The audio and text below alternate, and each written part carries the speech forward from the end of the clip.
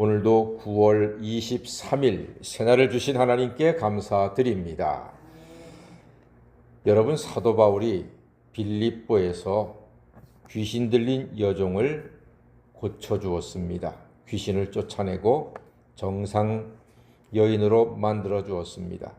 그러자 그 여인을 앞세워서 점을 치게 하고 돈을 벌던 사람들이 돈을 벌 수 있는 소망이 사라져버리자 바울을 매우 미워해서 고소하지요. 고소의 제목은 로마 풍속을 해치는 자입니다 라는 제목을 뒤집어 씌워서 거짓말로 고소하고 마침내 감옥에 투옥됩니다. 깊은 빌립보 감옥에서 바울과 실라는 기도하고 찬송했습니다. 그랬더니 기적이 일어났지요. 옥터가 흔들리고 옥문이 열렸습니다. 간수장은 깨어나가지고 옥문이 열려있고 죄수가 없어지자 자살을 하려고 했습니다. 왜냐하면 로마법은 자기가 지키던 죄수가 도망가면 자기의 목숨으로 갚아야 했습니다. 그 무시무시한 로마법에 따른 그 잔혹한 고문을 견디기 정말로 어렵거든요. 차라리 죽겠다 하고 자결하려 했습니다. 그 순간 사도 바울이 아니요 우리 도망가지 않았어, 여기 있어 하고 나타났습니다. 그 기적을 본 간수는 마음의 감동을 받아서 바울에게 이렇게 묻지요. 우리가 어떻게 해야 구원을 받겠습니까? 그랬더니 사도 바울이 그 유명한 말씀 이렇게 대답합니다. 주 예수를 믿으라. 그리하면 너와 내 집이 구원을 얻으리라. 주 예수를 믿으면 너와 너의 집이 구원을 받는다. 바울은 간수 한 사람의 구원이라고 말하지 않았습니다. 그 집, 즉 가문과 가족과 족속의 구원을 이야기했습니다. 예수님의 십자가 복음으로 죄사함의 은혜를 누리는 바울은 늘 마음의 한 구석이 아팠습니다. 그게 로마서 9장 1절 2절이거든요. 내가 그리스도 안에서 참말을 하고 거짓말을 아니하노라. 나에게 큰 근심이 있는 것과 마음에 그치지 않는 고통이 있는 것을 내 양심이 성령 안에서 나와 더불어 증언한다 그랬습니다. 마음에 큰 근심이 있대요. 고통이 있고 아픔이 있다는 겁니다. 왜 그랬을까요? 왜 그렇게 마음이 아팠을까요?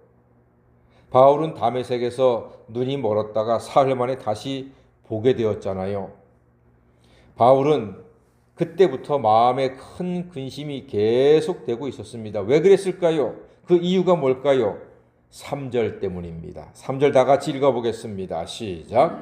나의 형제 곧 골육의 친척을 위하여 내 자신이 저주를 받아 그리스도에게서 끊어질지라도 원하는 바로라. 아멘. 그렇습니다. 예, 형제와 골육과 친척을 위한 사랑의 마음 때문이었습니다.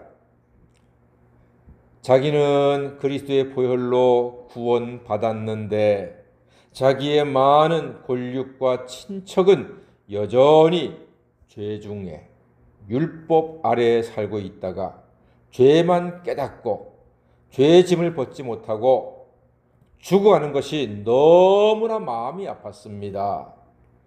이 말이 진심인 것은 바울 자신은요, 저주를 받아 죽더라도 동족들이 구원받기를 바란다고 간절하게 기도했습니다.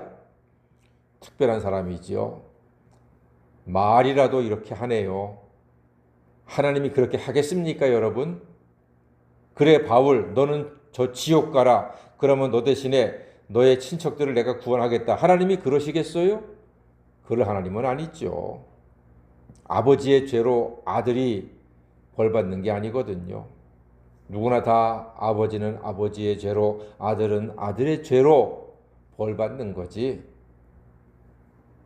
그러니까 사도 바울은 하나님의 그 마음을 알고 있지만 너무나 가슴이 아파서 자기는 예수님의 보혈로 율법을 벗어나 죄의 속박으로부터 자유함을 얻어 그리스도의 십자가의 죽으심과 부활로 제사함 받고 구원받아서 너무나 감사하고 기쁜데 자기의 권력과 친척들은 예수를 모르고 여전히 죄 가운데 헤매이다가 율법이라고 하는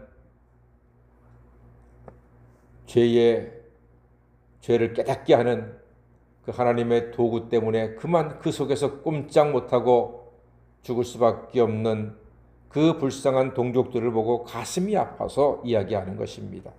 여러분, 우리는 나라와 민족을 위해서 기도할 사명이 있는 사람들입니다. 그래서 때를 얻든지 못 얻든지 전도할 사명이 크리스찬에게 있습니다. 듣든지 아니 듣든지 복음을 증거해야 합니다. 성도는요, 꼭 애국자가 되어야 합니다. 애국자가 되어야 합니다. 국민의 4대 의무는 국방과 납세와 교육과 근로의 의무입니다. 여기에 성실히 임하셔야 합니다. 교인의 사명과 국민의 사명이 충돌한다. 그럼 여러분, 교인의 사명이 우선입니까? 국민의 사명이 우선입니까? 기억하십시오. 국민의 사명이 우선입니다. 왜요? 왜냐고요? 예수님께서 말씀하셨죠. 가이사의 것은 가이사에게, 하나님의 것은 하나님께 드리라고 했습니다. 제가 늘 예로 들죠. 전기세 안 내잖아요. 그러면은 전기세 안 내면 3개월 되면 전기 다 끊어버립니다. 근데 하나님은 솔직히 11조 석 달 안 낸다고 우리를 죽이시나요? 굶게 하시나요? 그러지는 않습니다. 하나님께서는 가이사의 것은 먼저 가이사에게 주어라. 그리고 나서 나에게 헌신하고 예배 드려라. 물론 믿음이 있는 사람들은 11조를 먼저 다 준비해 놓은 다음에 쓸 것을 쓰기 때문에 11조를 드리지요. 그러나 예수님께서 이 말씀의 뜻은 나라를 위한 국민의 의무를 함부로 가볍게 여기지 말라 하는 뜻이 담겨져 있는 것입니다. 디모데전서 22장 1절 2절에 임금과 높은 지위에 있는 사람을 위해서 기도하라. 이러므로 우리가 평안한 생활을 할 수 있다고 했습니다. 나라와 이웃을 위해서 계속 기도해야 합니다. 예레미야 29장 7절에서도 성읍의 평안을 구하고 기도하라. 성읍이 평안함으로 너희도 평안하리라 그랬습니다. 시편 122편 6절에 예루살렘의 평안을 구하라. 예루살렘을 사랑하는 자는 형통하리로다 했습니다. 그러므로 나라와 이웃을 위한 사랑의 기도로 권력 친척이 구원받고 말씀대로 평안한 삶을 누리시는 성도가 다 되시기를 주의 이름으로 간절히 축원합니다. 아멘. 기도하겠습니다.